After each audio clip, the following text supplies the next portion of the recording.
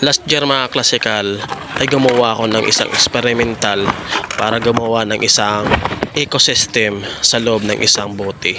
At ngayon mga klasikal ay ipapakita ko sa inyo kung anong kinalabasan nga ba nito. Naging successful ba mga klasikal ang ginawa nating ecosystem sa loob ng bote? O naging failure ba ito? Sa paglapag ko ng bote sa gilid ng sapa ay meron akong napansin sa gilid nito, isang uri ng edible mushroom. Ipinagpatuloy kong paglilinis sa bote nang malinisan ng maigi ito para lumabas kung ano ba nga ba ang kinalabasan ng ating ginawang ecosystem noong nakarang taon. At sabay-sabay natin panoorin ang naging resulta ng aking ginawa makalipas ang isang taon.